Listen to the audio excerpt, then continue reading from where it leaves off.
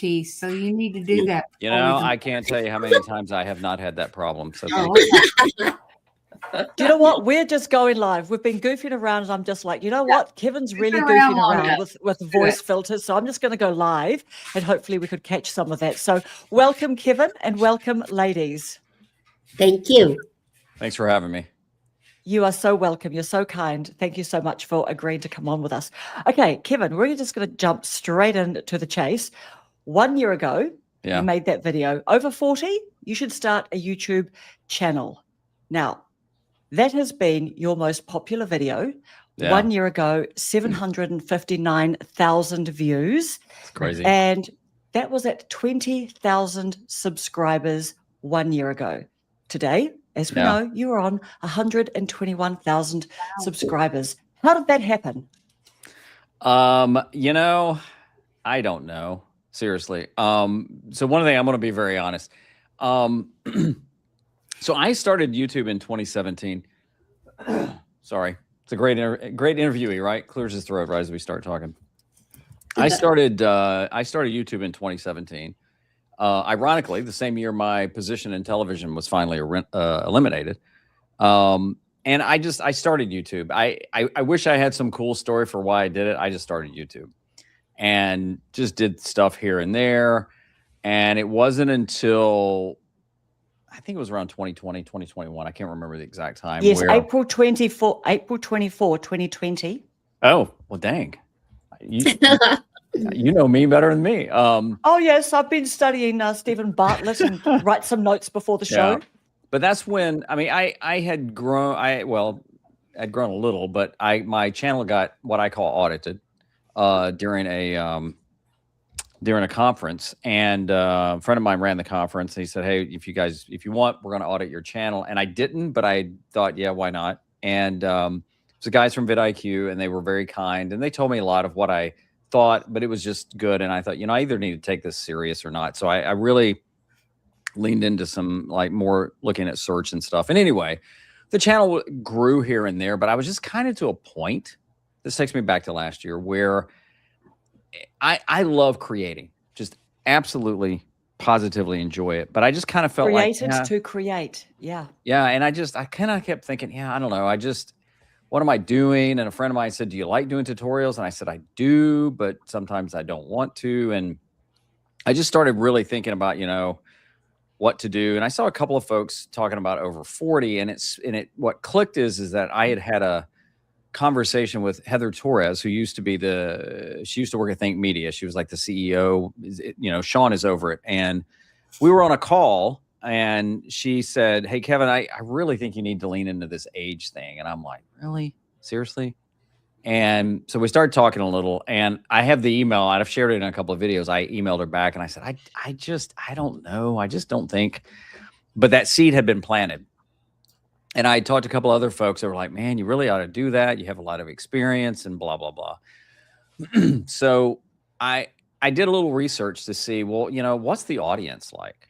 Is there any, am I going to be talking to anybody? And I realized, oh yeah, there's a lot of 50 plus and 60 plus and 40 plus on YouTube using YouTube. It's not just the youngins.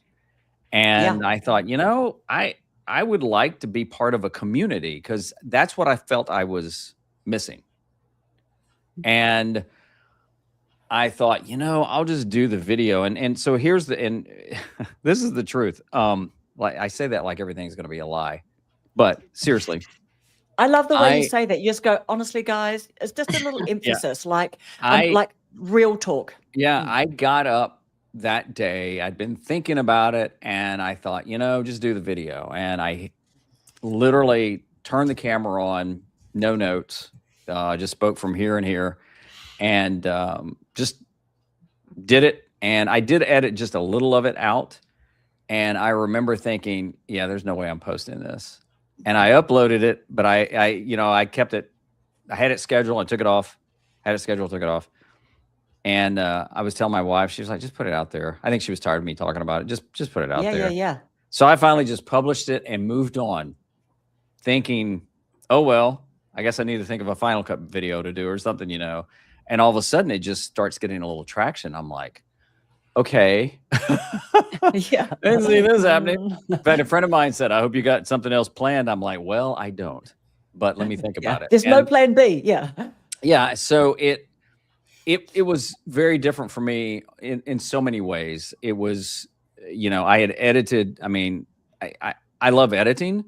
And so I have a gift of overproducing and overthinking.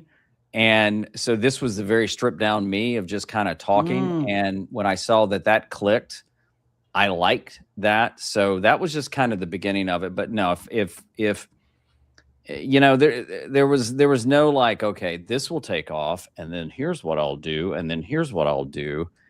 And it just, look, I'm a man of faith. It was a God thing, because I wasn't leaning into that at all, and I fought it for a long time. I still forget to ask for the senior discount when I'm out.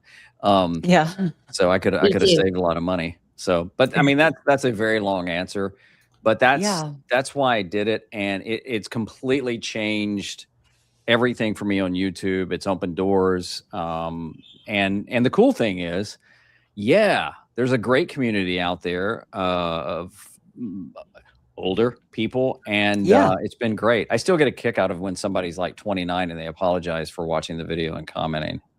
So I'm like, well, who let you in? Show me some ID. That's right. Yeah, that's right. Yeah, that's right. Get off my lawn. ID alert.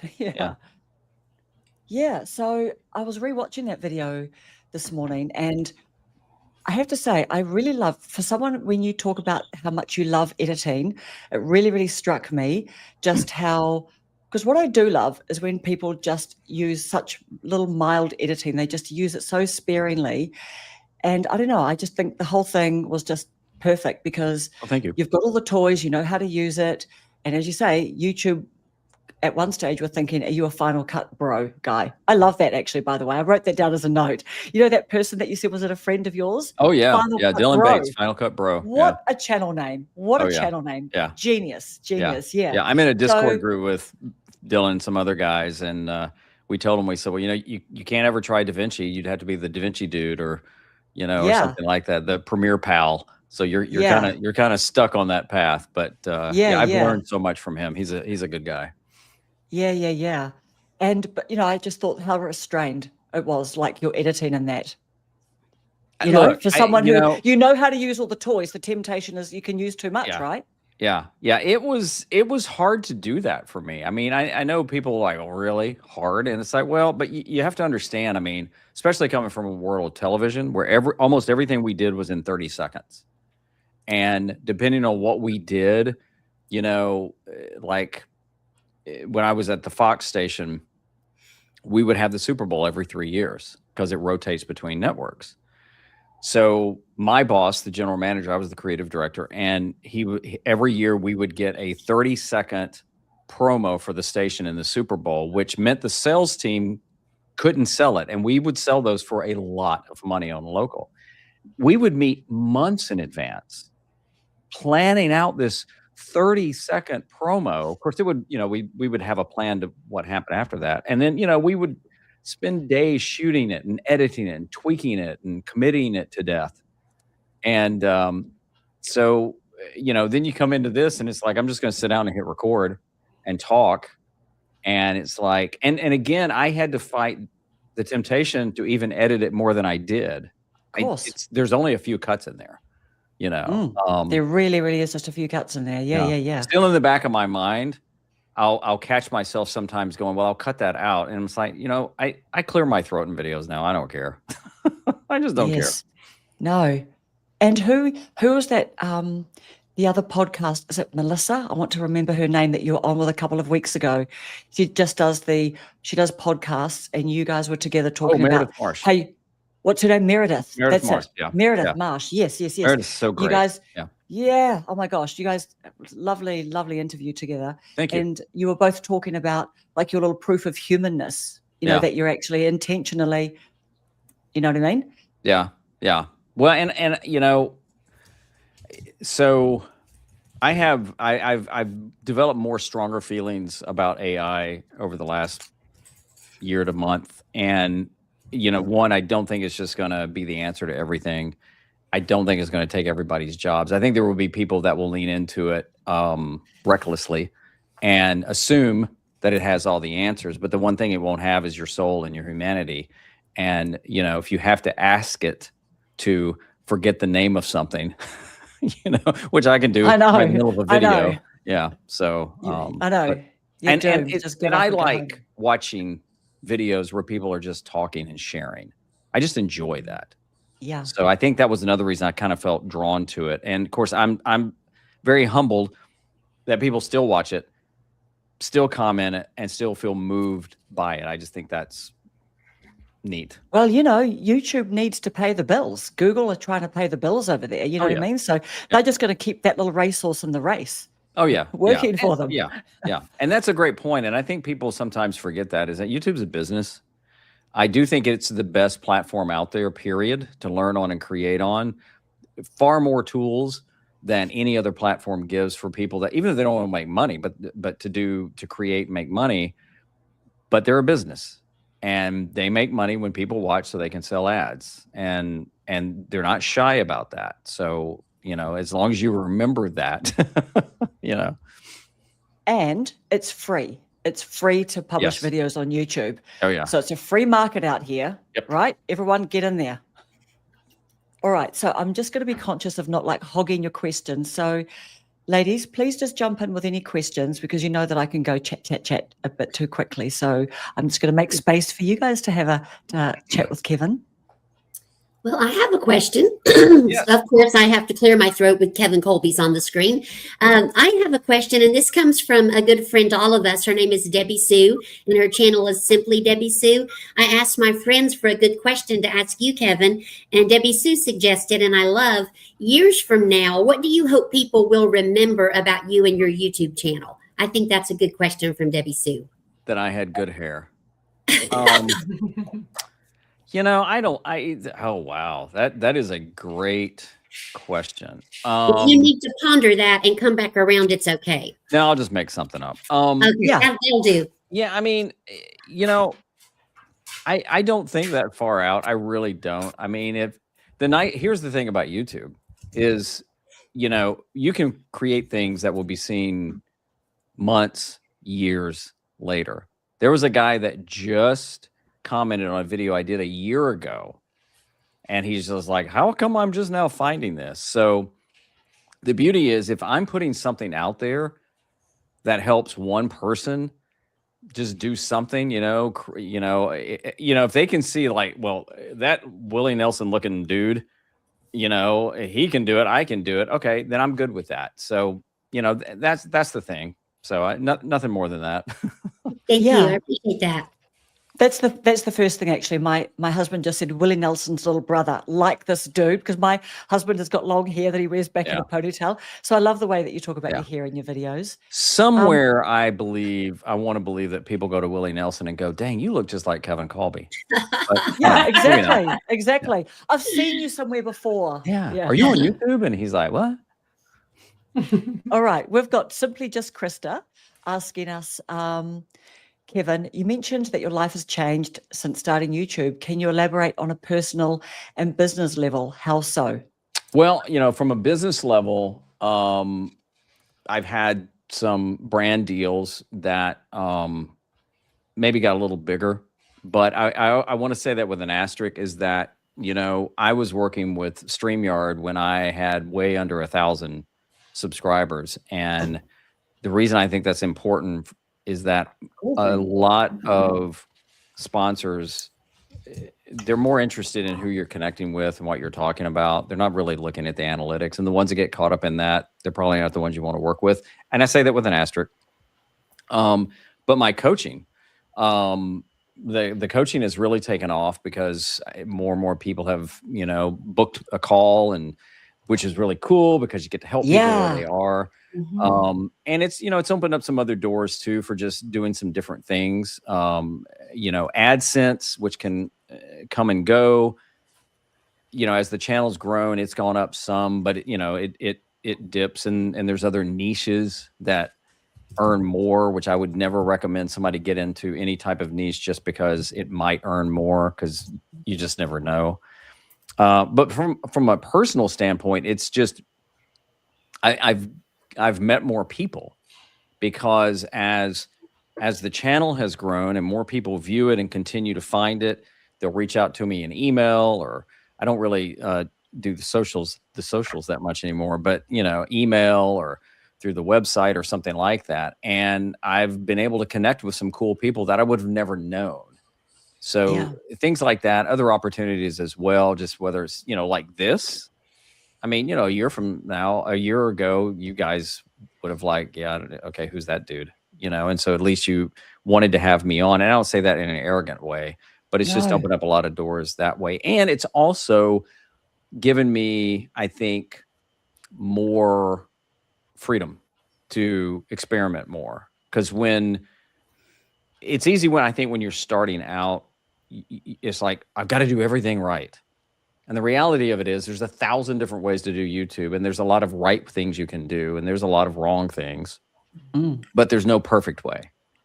It just drives me nuts. These people out there that teach this is the way to do it. And it's like, no, it is a way to do it. It's not the way to do it, because for everything you want to show me about the way, I'll show you 5 channels that don't follow any of that, and they're doing pretty good. Yeah. So, and Rob the Maritimer. So anyway, exactly. But good question. Yeah, I may not have any good answers, but that was a good question. No. These are your answers and your experience. That's the right answer. And Rob the Maritimer, I think he is so good at emphasizing that again and again and again. My experience is this has worked for me, but you need to experiment and do your thing too, because otherwise it just causes so much angst, doesn't it? Like in comments and all of that. Yeah, I mean, quite hung up on it. This is my belief. There's only a handful of absolutes on YouTube, period. If you don't publish a video and make it public, nobody's going to see it. It has to have a title of something. And if you don't believe it, the next time you upload a video, don't put anything in that little title box and it'll go red. And YouTube will say, well, you got to add something. Now you could add, blah, blah, blah, blah, and they're going to say, okay, thanks. And it has to have a thumbnail. Good luck with that. Yeah, I might try that. And it has to have a thumbnail that YouTube will pick for you. Other than that, there's a lot that, might work, might not. Just it's too many people are looking for those buttons. You just click that. Oh, there we go. That just unlocked it for everybody. Well, if it was that easy, everybody would be unlocking it. Just think about that. So. Yeah, exactly right. We've got another couple. Does someone want to jump in with another question while I look up another QQQ? I would like to say that I started watching you when you were quite a bit smaller than you are now. You mean in height or channel size? But it was both, Keven. It was both. But what drew me to your channel was because you showed like kind of the inside, like this is where I'm filming right now. Here's my desk.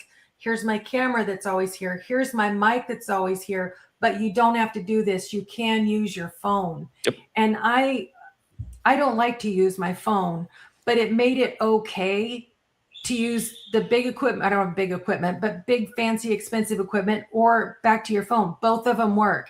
Mm-hmm. And then you would give us little snippets of, this was my career before. This is what all these things mean to me on the wall and on this shelf. And then I found out that you had a special needs son in a wheelchair, and you have a specially designed backyard for him. You were home more to help your wife with daily life that I'm sure she needs help and appreciates it.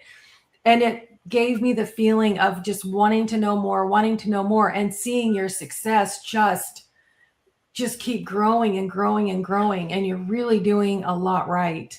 And I think most of us do, but I know I aspire to be like that. Well, I appreciate it. What else? First of all, thank you. You're welcome. It's funny.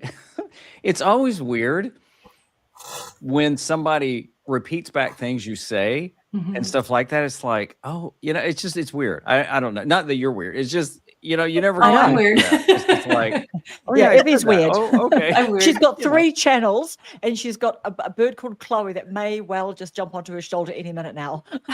That's good. But I don't even know where I was going with that. Just that always throws me when somebody says that.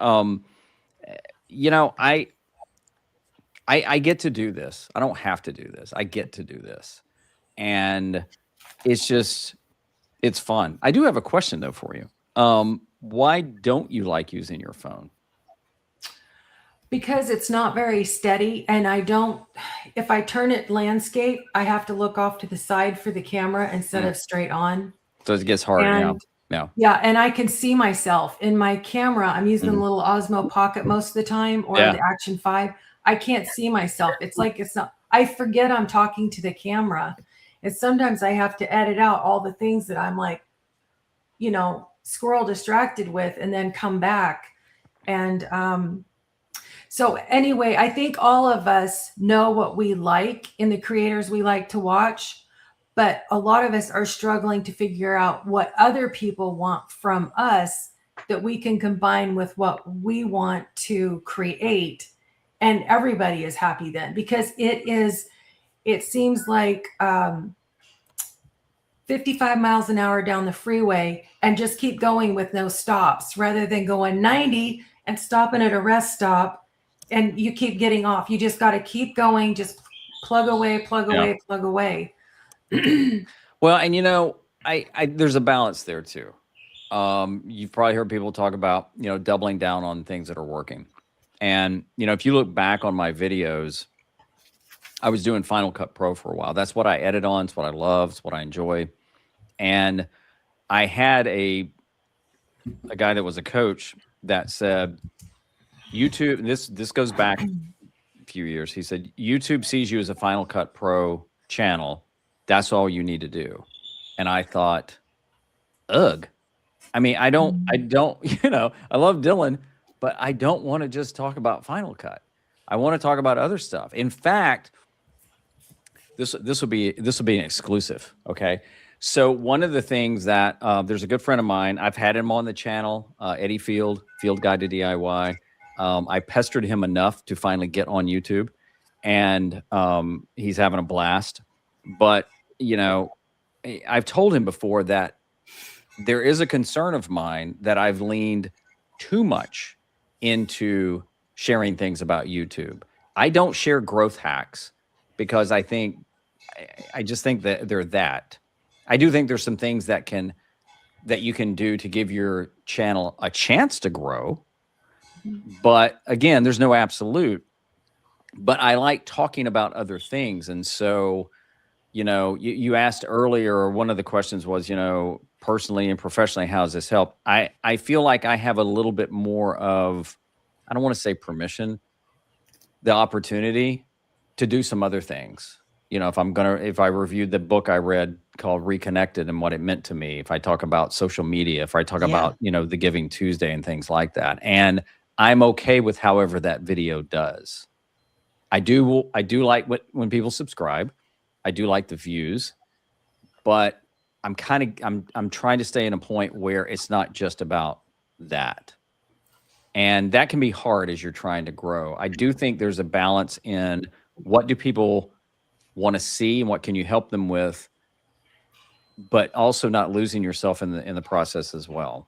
Because if you're just doing that audience can get fickle, or you may all of a sudden start doing something and it's just for the wrong motive or the money and stuff. Everybody has to make that decision themselves. But I totally get the struggle.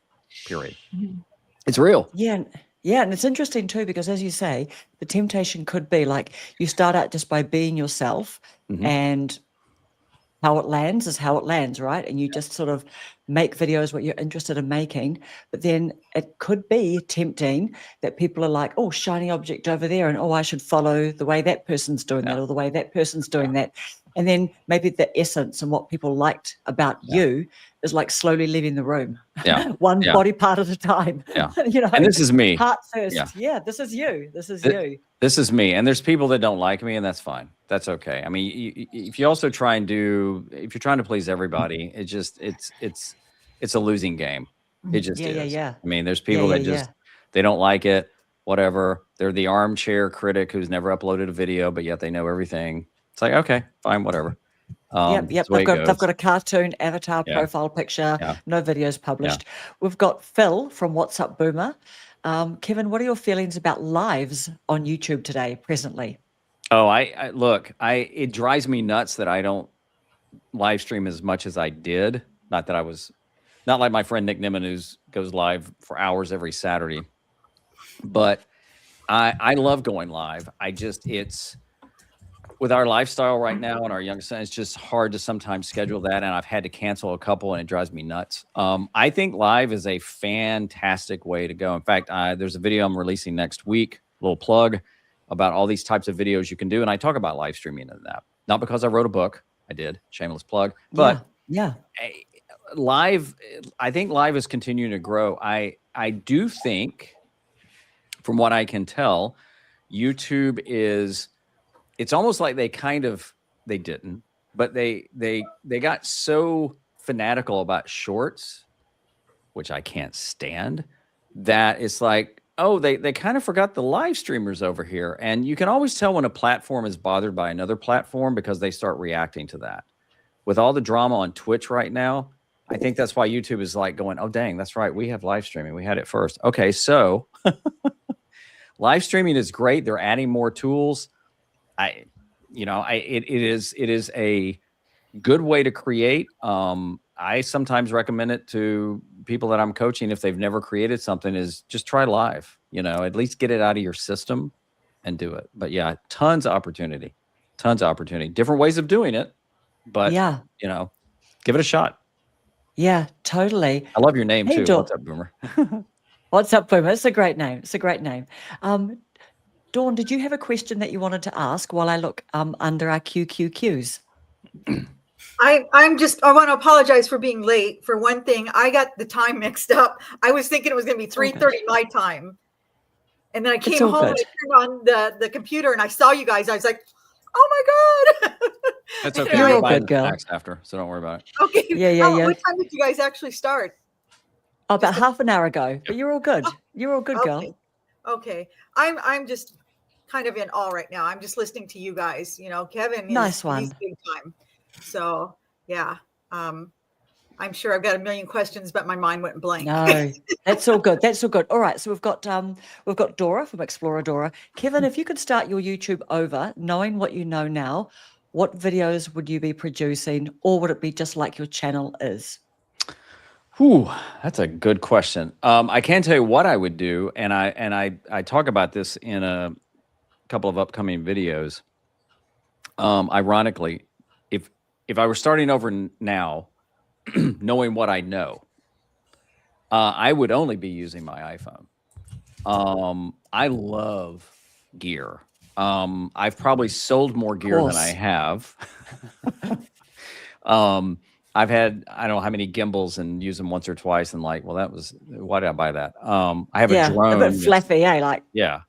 And, but I would use my phone. It is literally all you need. And I think sometimes the more gear you have it's an excuse not to do more. One of my favorite formats, which I also talk about in the video next week, is vlogging. Absolutely, positively love vlogging. That's why I absolutely can't stand Rob the Maritimer, because he's very good at vlogging. And I've blocked him, and I've told YouTube that I think he's a fake AI guy and to take him out. Yep, we've tried to steal his channel and sabotage it. Yeah. I would probably use my phone and do vlogs the majority of the time, period. I just like it. Now, sometimes I feel like what I'm doing around here is a vlog. I think there's loose definitions. But that's probably what I would do. I don't know that I would lean so much into tutorials. I like teaching, but I also like just sharing. And actually, one more thing. It's a good question. I don't know that I've done a good enough job of really sharing things I'm doing and trying. Not like I've got an exciting life, but I do enjoy folks that are a lot more, I don't know if I would say transparent, but just, it's like taking you on the journey. I don't know that I do that enough. The way I create now works for me and my lifestyle. It just is. But that's a great question. So I do have a question from one of the subscribers here. She was wondering, do you think that YouTube suppresses videos made with certain apps? No, I do. Well, okay. You talking about like TikTok? Yes, I do. And they've kind of said that, but they're not the only ones. If you take a YouTube short and put it somewhere else, that's why when people get all excited about starting Facebook, and because I'm gonna promote my YouTube channel, I'm gonna drive people over there, and it's like, yeah, but here's the thing: no social media platform wants you to leave their platform. No. So I don't have any proof of that, but I can tell you, as much as YouTube has invested in shorts, which was a result of TikTok, period, that they want you to use their app. They want you to use their editor and things like that. So will they suppress it? I don't know. But I don't know that they'd give it as much love if, here's somebody just uploading their TikTok videos or their Instagram reels or using the YouTube one. I don't know. It's a good question. Can't 100% say for sure, but maybe a little. And you don't do any other social media apart from YouTube. Is that right, Keven? YouTube, and obviously your website, which is not social media. No. So I did a whole video on it. I won't waste your time here, but I decided last year to take a break from social media. And at the time I was on LinkedIn. I had a Facebook profile and page. I was on Instagram. I was even on Pinterest. I was on Twitter. I think that's what I had. And I just decided, I saw these guys out there just taking breaks, and I admired it. And I thought, every year at Christmas, my family, I travel, and I always go, what I call as I go dark. I don't do email. I don't. In fact, I will be publishing videos during Christmas, but I won't be on there doing anything, if that makes sense. Yeah. I just take a break. So I thought, you know what? What if I just took a break from social media? So it was last November, and I didn't know how long I would be off, and I ended up being off for 6 months. And when I mean off. I didn't get on social media. I logged out of everything. I haven't had social media on my phone in forever. And I remember logging back on, just to see what was going on. And what happened is, as time went on, I missed it less and less, and realized how much time I was wasting just getting on, just checking and doing all this other mess. And so I ended up deleting my Instagram account, deleting my LinkedIn account, deleting my Facebook page. I kept X, Twitter, and I kept my Facebook profile, but I've hardly been on there since June. So I say all that to say, yes, I just use YouTube, but I had started doing that even before that, letting YouTube do YouTube. And so, I will try and short answer things, but and social media to me has more and more and more become a waste of time. Yeah. So for me. Yeah. Okay, we've got retirement is underrated. Can you talk about the idea of vlogging and what it's about and how to do it well? And even, what you mean by vlogging. Well, I mean, vlogging you mean is outside. Yeah, and by the way, make sure you watch next week's video, because I talk a little bit about vlogging. Really, vlogging just stands for video blog. That's what it's about. So if you think of a blog, which can be many different things, vlogging is that. To me, the king of vlogging is Casey Neistat.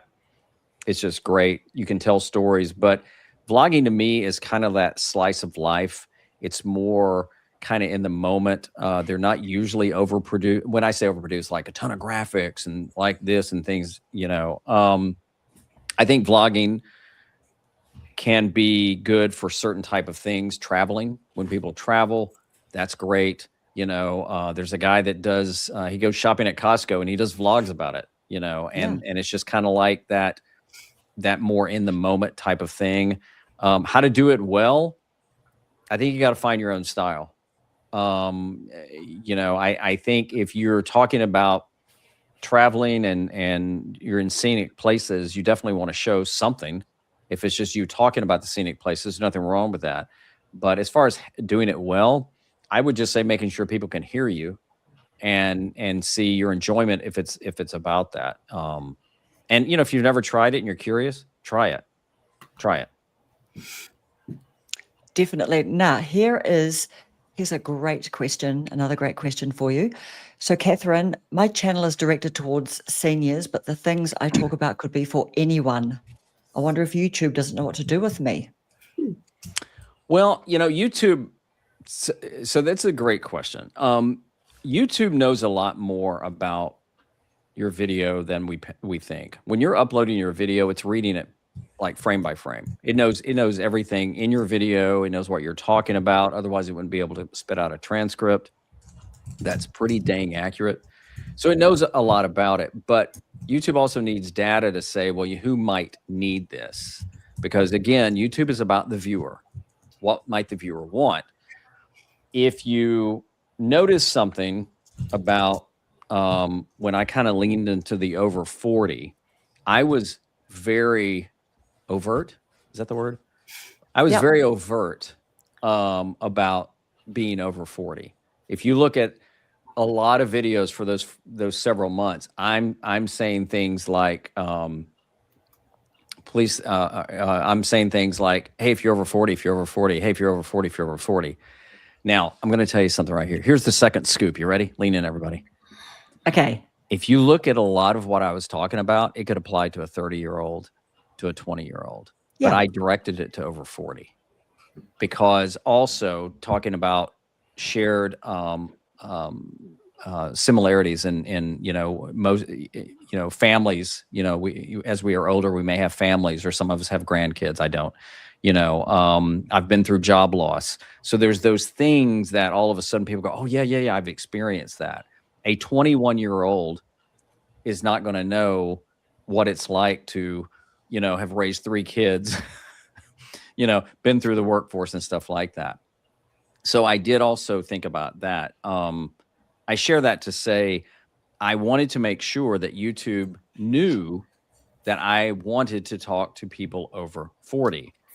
And I've shared this in a couple of videos that my demographics have radically changed because YouTube can be a younger platform to a degree. And I had a lot of younger people watching. Well, if you think about it, what was I doing? I was doing things about Final Cut Pro and, quirky things on YouTube and things. And then when it shifted, the majority of my audience now is 45 to 60. The core of it is really 35 to like 40, 40 to 55. So what I did is I kept leaning into that, finding that audience, and YouTube finally got it. But the video that I'm doing next week on the types of videos you could do, could a 20-year-old watch that? Sure. I can't prevent that. Could an 80-year-old watch that? Sure. Could a pro watch that? Absolutely. So, Catherine, what I would recommend to you is that make sure if your focus is talking to seniors, that you're looking at type topics that seniors might be interested in first and foremost. You can't stop somebody from watching your channel. My friend Justin Brown with Primal Video, they don't talk to gamers. But he said, we know we have gamers watching and gamers can learn something from us, but that's not our audience. So, Catherine, I would say just really make sure that your topics, the way you're talking, the way you're presenting, are something seniors might go, hey, yeah, I'm really interested in that. And the more you do that, the more you speak that, YouTube is going to pick up on that. And then the people that are interested might be interested in that. They're going to say, hey, here's a video right here that seems like what you might be interested in. Yeah. So a couple of things I want to add to that to ask you, Keven, is one, how do you signal that? Like, do you put the over 40 in your thumbnail text or your titles? Like, that's one question. And the second question is, it would be great to share what, one of your biggest learnings or your biggest learning about from that channel audit in 2020. Yeah. Because I think that could help people, right? Yeah. When they think I'm talking to everyone over a certain age or something. Yeah. I mean, was it the right thing to do or not? I don't know. I was very, I did add over 40 a lot in titles for quite a while when I was talking. Hey, blah, blah, blah. Hey, now if you're over 40 and yada, yada, yada, I would throw that out there, and so all of a sudden that gets into the, to the speech, gets into the transcript. I would add that into the description. I created a playlist once about, Over 40, start here, that type of thing. Because playlist, people may not know this, playlist can get picked up in search. So, you know, there's ways to title things, and some things were titled for search and some things weren't. So yeah, I did that for quite a while. And then I kind of started backing off of it a little, not trying to not reach people over 40. It's just like, I didn't feel like I needed to be so just in your face about it. If that. Yeah. Definitely. Yeah. Definitely. The thing from the audit that really stood out, I remember Rob Wilson saying this to me, and I won't try and use his accent, but he was like, you seem to be a nice guy and you seem to have a lot of stuff on your channel, but I have no idea what your channel's about. And that's always stuck with me, because you know what? He was right. You know, I had a video on there about when I was down in community vlogging. I was shooting a video with a nonprofit agency. Then I had a video about, you know, going to buy a coffee maker. And then I had a Final Cut Pro tutorial. And then I had this. And it is YouTube. You can do whatever, but it just didn't really stand for anything. And you know, titles were all over the place. And that was what kind of clicked. It was like, yeah, I mean, if I'm going to do this, what's it even about? I mean, I couldn't even explain what my channel was about. You know, and at the time of the audit, I had, you know, my channel art, I had some, what did Travis say? He goes, yeah, he said, that's the most like generic, you know, phrase I've ever seen. Opened up Canva, it landed somewhere, you clicked on it. Yeah. You know, but I did all the things. I asked people to subscribe because that's what you did. You know, I asked them earlier in the video, even though they got there, because that's what you do. And it's like, why would I even subscribe to my channel? I don't even know what you're about. So, you know, it's a good question, but the audit was the best thing that ever happened to me, because they told me some things I suspected, but a lot of things I needed to hear. Do you remember how many subscribers you had at the time of that audit? About 400 and something. 11. 400 and legs 11. That's exactly how many you had. Dang. Because then I'm not playing you in a quiz about me, because I would lose. You would lose. I've got all the man. I've got all the work with Fox, the NBC, the ABC. Yeah, amazing. Okay, 24. I loved that one. Bill Jordan. That was really cool. Like your friend and your Bill's my buddy. Two guys talking about 24. Yeah. Literally, I've just discovered 24 this year, and me and my husband and our adult son, who's still living at home with us, we just binged the whole thing. Like, one of the best shows still on TV. Yeah. I know. Why did we even do that to ourselves? Like, how do you even sleep after that? That's the opposite of what I'm trying to do. I'm reading Stoic stuff and getting into Ryan Holiday and journaling again, and I'm like getting my adrenaline up far too much. Can I share a story? Please do. So when I was a creative director at Fox, we would get shows in advance. Sometimes we would get the pilots way in advance, you know, so like they'll shoot a pilot of a show. We'd get it months in advance. They want us to see what it's about so we can talk about it and things like that. But then special episodes we'd get ahead of time. And I don't know if anybody remembers this, but the series finale of 24, because it came back later and did the Live Another Day, but the series finale of 24 was the same weekend that Lost ended its run. And the Lost finale was on Sunday night, and the series finale of 24 was on Monday night. Well, Fox sends me the final 2 episodes, and I get it like the weekend, the week before. And so that Friday night before, I tell my wife, this is what, you know, I don't care if we give the kids NyQuil and they go to bed early. We didn't, by the way. We're watching this tonight. So we watch Friday night. We watch how it ends. And then Sunday night, we watch Lost, how it ends. Well, I get to work Monday.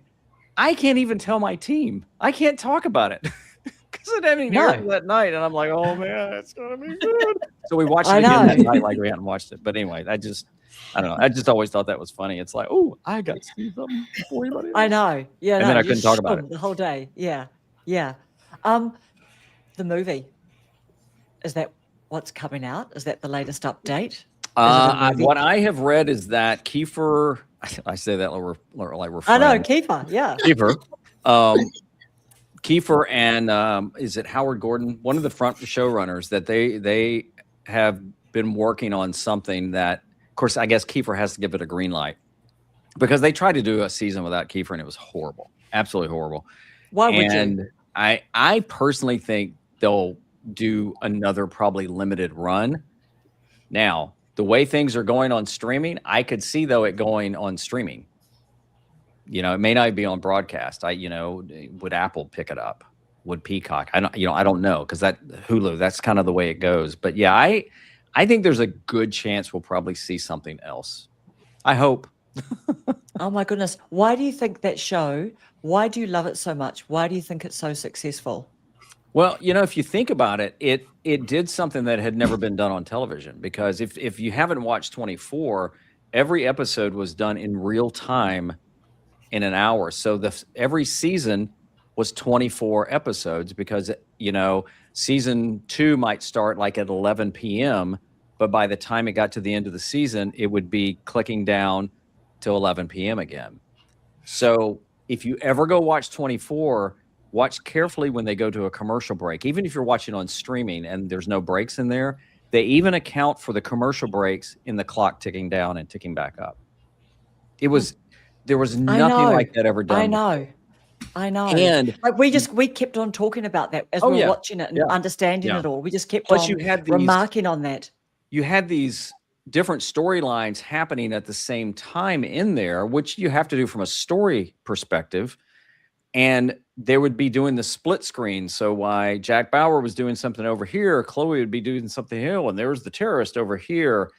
And it was so good. And, they did a lot of things. People got killed off the show that you wouldn't expect. The story, I mean, the writing was phenomenal. Kiefer was phenomenal. It was kind of ahead of its time, I think. Ahead of its time, because do you know what? I have to say, I literally love the most up-to-date things mostly. Like I'll just go, like if something comes over Netflix or something, I'm always like, it needs to be good. I want it to be good if it's older. But otherwise, I'm kind of hoping that, like they've done all the learning and that they're using all the best storytelling techniques and everything, right? But for it to be that age, way ahead of its time. Yep. Timeless, evergreen, timeless. Yep. Rhonda, do you have any questions while I just make some space? Yes, of course I do. Right. Being a counselor, you kind of alluded to when we started that, the video that went viral and that how that second guessing and all that mind talk we do. But you did the video on Giving Tuesday, and it was a very vulnerable piece about the Make-A-Wish and talking about your son and all of that. When you do videos like that, do you, after you upload it and everything, and then you think, did you second guess or doubt yourself or have that emotional backlash? How do you, what do you do with that? Because I've had that happen, and I thought about that when I saw that, and I thought, oh, that's so vulnerable, but it was so good. I appreciate that. It's funny. I've had second thoughts on other videos, but never ones like that. It's just somebody asked earlier if what would I want somebody to take away from my videos. I would be honored if somebody remembered an organization I talked about, like Make-A-Wish or Operation Christmas Child or something like that, far more than whatever I ever taught them about YouTube. I mean, honestly, that'd be the thing, and again, a man of faith. If somebody remembers a verse I drop, that far better than anything I've done. But no, doing that video, I actually couldn't get the video up fast enough because I wanted to do it and I wanted to do it and I wanted to share it, because those are things I've experienced that, again, when your platform gets a little bigger, then does it have more impact for something like that?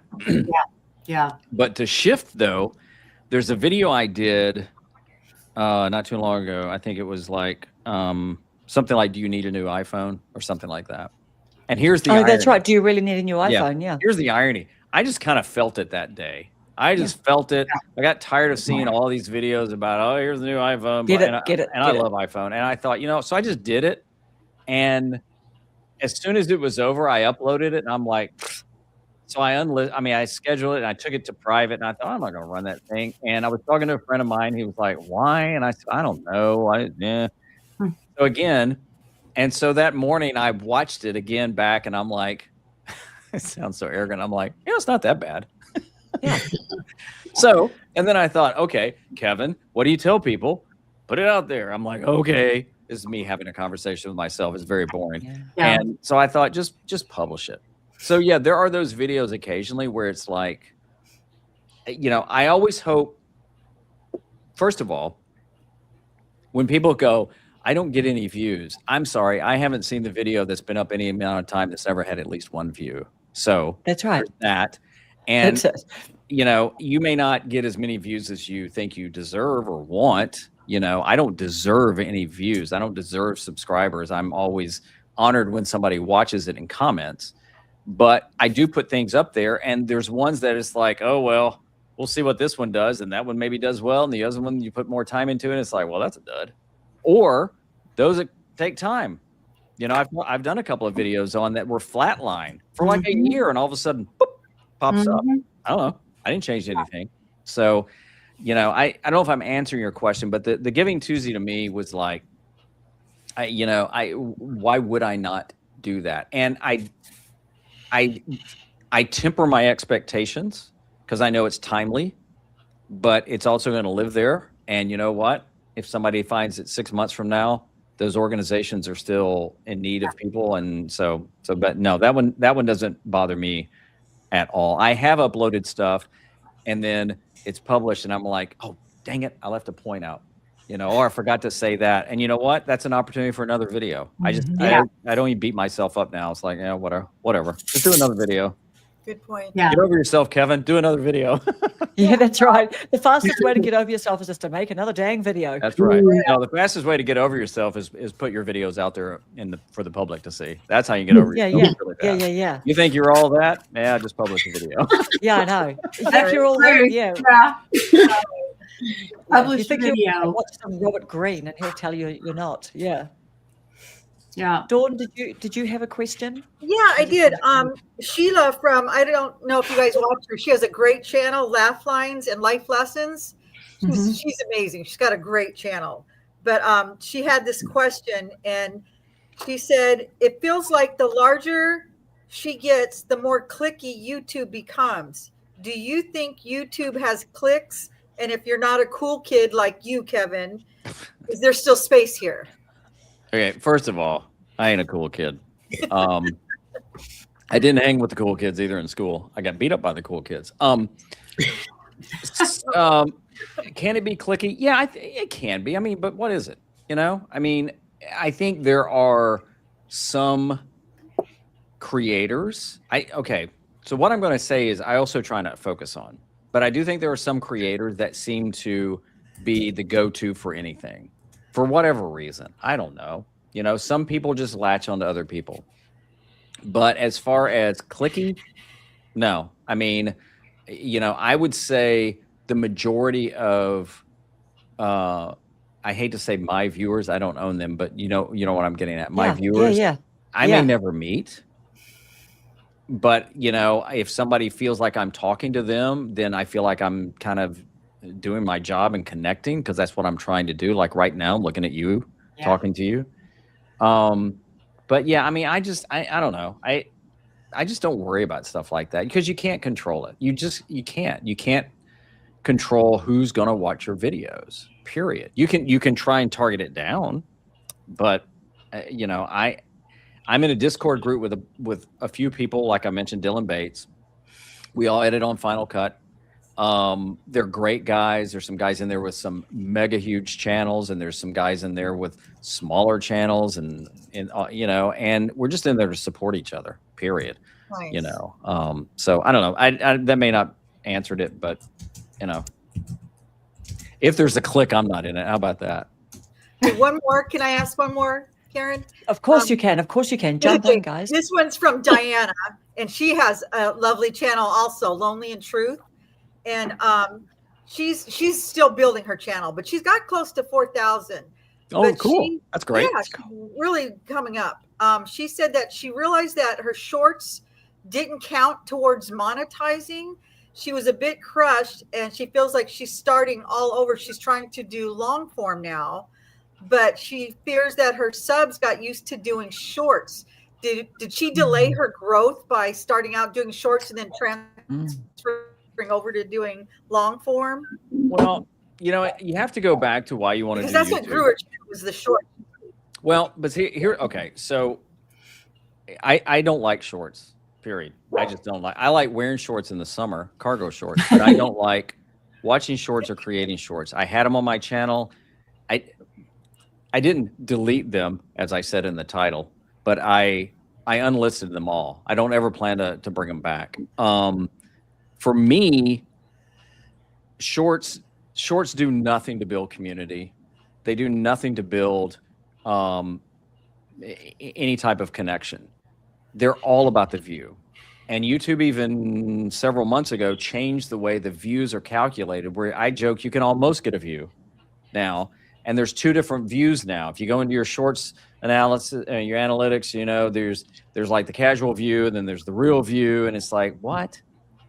And so you have to decide what you know, if you're just after views and subscribers, that's it. Shorts can help you with that, but you're probably not going to build deep connections. And if you don't care about that, that's fine. So did she delay her growth?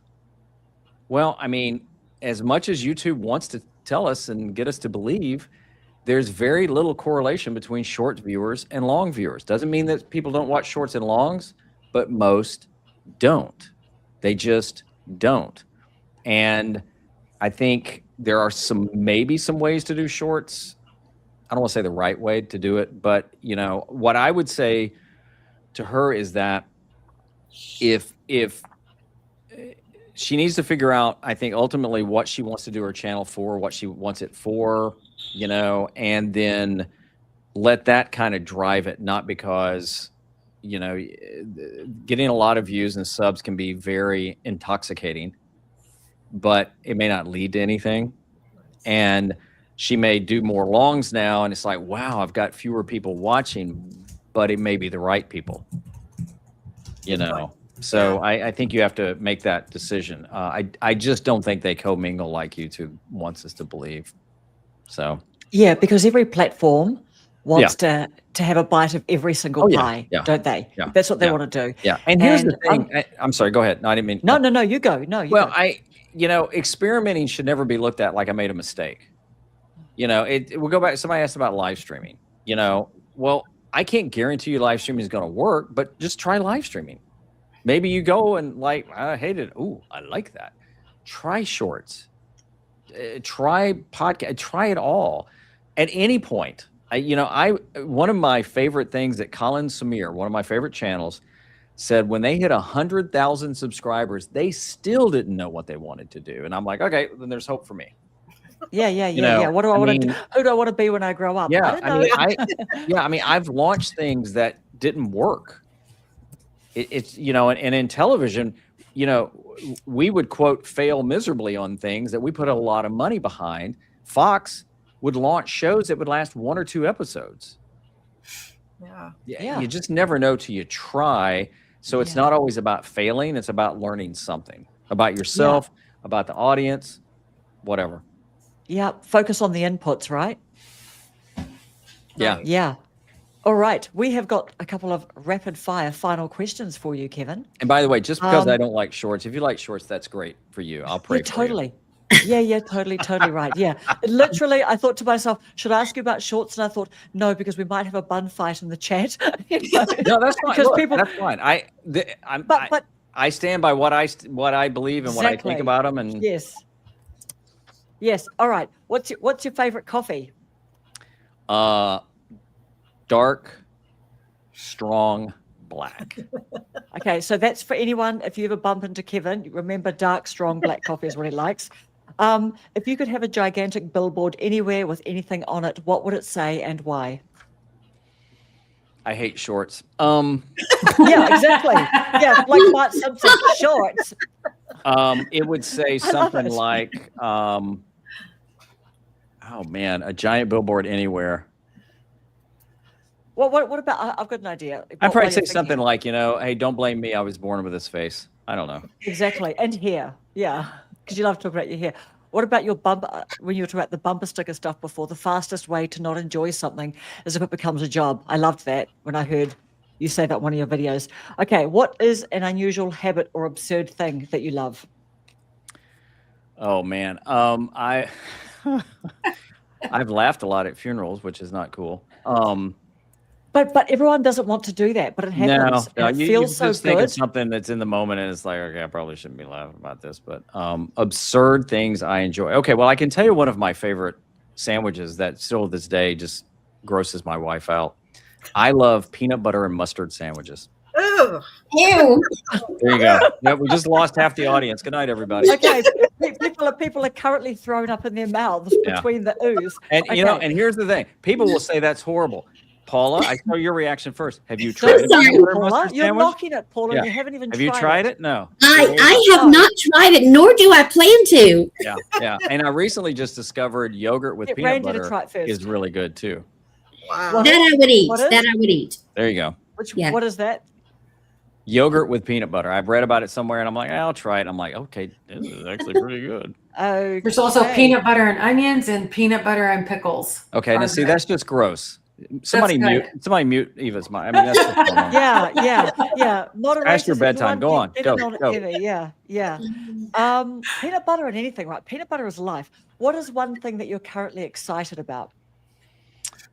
It might be one of the things that you're talking to your buddies in the Discord group about that you don't tell us. What I'm really excited about. Like, yeah. Well, I mean, gonna see family in a few weeks, so I'm excited about that. I don't know that I would put this in an excitement part, but as of next week, at the end of the week, I will have videos. This is very unusual for me, posted all the way through the end of January. Nice. Wow. Yeah, and that's I just finished wrapping one right before this. That will be the longest video I've ever done.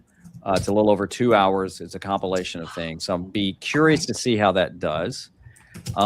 Excited, I don't know. I mean, I'm there. That's exciting. Yeah, I mean, that's exciting. I want to lean more into things that I'm creating next year. We'll see where that goes. Yeah. So everybody, that is a clue. This is a little flag when we hear a big YouTuber with a lot of subscribers say that they're doing something, especially if they haven't tried it before. That's a clue. So, but people are talking about these compilation style videos, right? So it's fun to see you doing one. Yeah. All right. Well, and the funny thing is, it started the rough cut on it was 4.5 hours. And when I finally added the little finishing touches, I think it's like 2 hours and 15 minutes. Wow. Amazing. Wow, that would have been a bit of a slog, editing that. Right. But you love editing. Yeah, you do. I mean, and maybe at some point, if people are curious, I can show how I did it. It wasn't that hard. It was just trying to wrap my head around it. So I started in Apple Notes, writing out all the videos I thought I would put in there, what the order might be. And then in Final Cut Pro, I just dropped them all in there. And then I was like, okay, does this one really fit? Does this one really fit? And I would actually go to my wife and say, okay, look, this is what it's about. Do I even need that one in there? And she said, probably not. And even today, what I did today is I shot the open and the close for the video, and then all the introductions and the outros for each video. So between each video, I'll pop in and go, okay, well, here's something else, and here's the next lesson, right? And while I was shooting, I realized I was going to change the order of a couple of the videos. And let me just tell you, AI ain't going to tell you that. That's experience, and that's something you get over time of doing it, And was it the right thing to do? I don't know. In my experience, it flows better if you literally were going to watch the thing from start to finish. Yeah. So we'll see. I reckon that would be an amazing video idea. No, I think that's an amazing video idea, actually, if you ever wanted to. Because people talk about making these compilation videos, but you can't. But I'm thinking, well, I can't just, what does that look like? How do I even begin to think about that? Right. Yeah. So it'd be amazing to hear your perspective on that and how you created yours. Yeah. to Well, help and us. I didn't want it to just be videos that were already on my channel just slapped together. So I actually cut some things out of the videos, cut some of the intros, cut out of the videos earlier. But I set each one up because the thing is, we assume everybody watches everything we do, and they don't. They No. just don't. I think Marquez Brownlee, one of the biggest tech YouTubers on the planet, said once, I think in an interview with Colin Samir, he goes into every video as if somebody has never seen him before. And if you want to see how big his channel is, look up Marquez Brownlee. Yeah, 20 million or something, isn't it? Oh yeah, it's insane. And it's like, that's a good reminder. So, we think everybody sees everything, and they don't. And 24, I'll watch every episode again. It ends the same way, but I still like it. So, Yeah. Hey, do you think you'll ever do one of those? Hi. Just letting you know that there are 75% of you that are not subscribed to my channel. No. And it would really help the channel. People are doing that everywhere now. No. And and it's amazing. There are some mega huge channels. Like there's a channel called Diary of a CEO. He started it, Yeah. and everyone's following now. And it's like, the thing is, people subscribe for different reasons. I subscribe for different reasons. I've never subscribed if somebody has asked me to subscribe. Now, with the exception, I've had some friends launch a channel and I've subscribed, right? Which is probably not the smart thing to do. But just asking them to subscribe, so all of a sudden it's like, well, I mean, okay, but is that really my role? That I know. Yeah. Help the channel, and you'll get more content like this and everything. No, and I don't know. You know what I mean? I see it as groveling. Oh yeah, honestly, just the grind, man. Just like, just wipe your mouth. Okay, here we go. Final rapid fire question for you, Keven. If you could choose any role in the new movie adaptation, let's say it's going to be a movie, of 24, either behind the scenes or in front of the camera, what would it be if you could choose any role in that movie? Like if I was going to be on it? Yeah. Oh, on it or part of the writing production team? If you had to pick a role, what would it be? You know what? I would love to shoot the behind the scenes stuff. Okay. Why? Yeah, they used to have a term in television. I forgot what it was called. And even movies. So they would shoot these press kits, and it would always be the behind the scenes and clips like that. Because to me, I would get the best of both worlds. Yeah. I'd be in on the production, which I just love, and I would be able to shoot something that's a little different, and Kiefer wanted to hang, that'd be okay. That'd be okay. You'll clear some schedule out. Amazing. Thank you so much, Keven. We so appreciate your time. People have been so looking forward to this, and I'm grateful for everyone in the chat today. And just thank you, Keven, for your very generous time today. No, thank you guys for having me on. I hope I said something that made some sense. So. You absolutely did. So thanks. So nice Appreciate to meet you, and we'll see you on your videos. Thank you so much. See you. Bye. Bye. Great wave. Thank you. Pageant wave. Bye. Thank you. Goodbye. Bye. Peace.